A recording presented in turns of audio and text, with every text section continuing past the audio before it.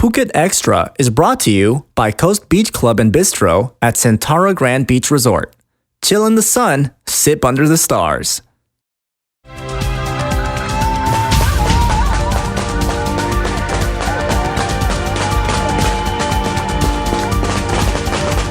Sawadee krap and Phi Phi. Welcome to Phuket Extra, brought to you by Coast Beach Club and Bistro at Centara Grand Beach Resort, Phuket.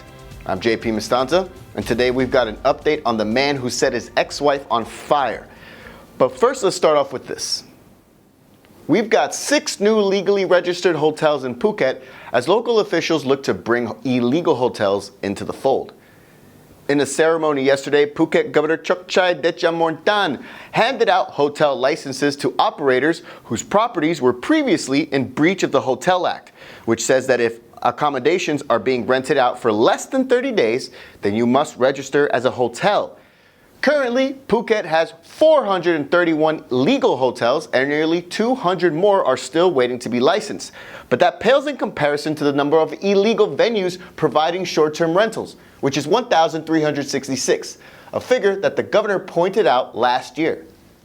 Operators who own or manage venues that offer short-term rentals had to register to become legal by January 31st of this year, or, according to the governor, face demolition. And the hunt continues for the man who set his ex-wife on fire at her job at a kindergarten school in Thailand. 43-year-old Rungrudi Sitibut is still recovering from burns to her left arm, shoulder, and back after last Monday's incident. It all happened at the Tepkasatri Municipality Kindergarten in Talang, where 50-year-old Somkwan Jongsuk had showed up at his ex-wife's job and went inside the building where they had an argument before he poured fuel on her from a glass bottle and then lit her on fire. No children were at the school during the incident. Police believe the suspect is still in Phuket and he will be charged with spousal abuse, but that could change if the victim's injuries are worse than they originally thought. And 10 days. That's how long wildlife officials say it will take to finish an investigation into what exactly happened when an Asian black bear fell 46 meters while being airlifted in a helicopter. The bear, which weighed 80 kilos, was on its way to being transported deep into Khao Yai National Park when it fell to its death near a waterfall.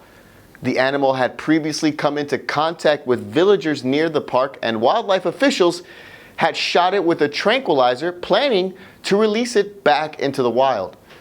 The incident happened in the middle of February, and now officials are looking to see what could be done differently, especially since they planned to release another wild bear back into its natural habitat this week.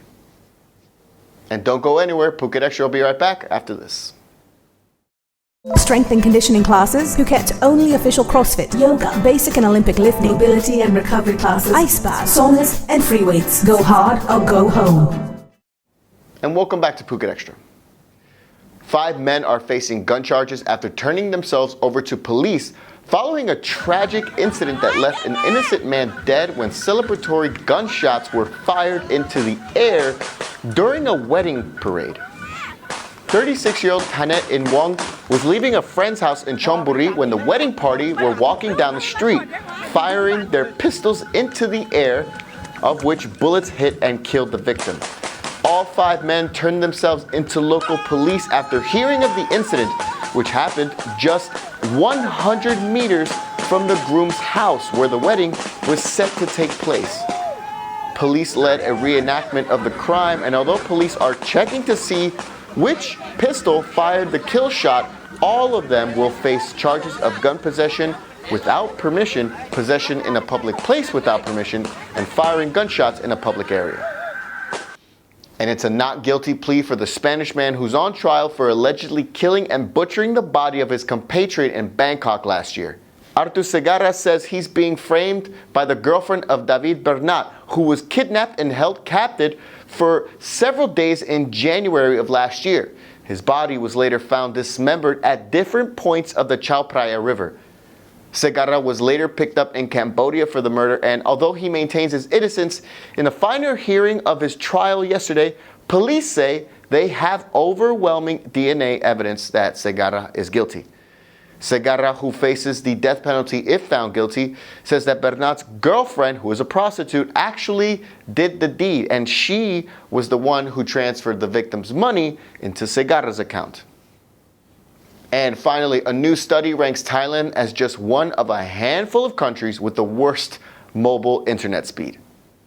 The Global State of Mobile Networks chart conducted by the London-based mobile company OpenSignal, well, they ranked 87 countries and placed Thailand as 70th, 70 in the world with overall mobile internet speed of just 6.09 megabytes per second, just above Iran and under Kazakhstan.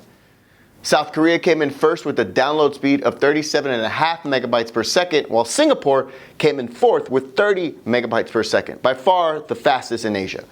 The study also showed that residents in Thailand only spend about a third of their time connected to Wi-Fi, preferring to use 3G and 4G.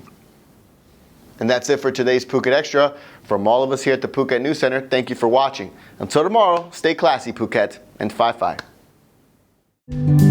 Tranquility, serenity, and exclusivity. Banyan Tree Phuket's afternoon high tea is where casual encounters become lifelong memories. Meet old friends, get to know new ones, and mingle amongst the sprawling view of the tranquil lagoon. With unique sweet and savory treats and exclusive options from the private collection of the owner of Dilma, this is high tea the way it should be. Laugh, mingle, and sip at the Banyan Tree Phuket, an unforgettable experience.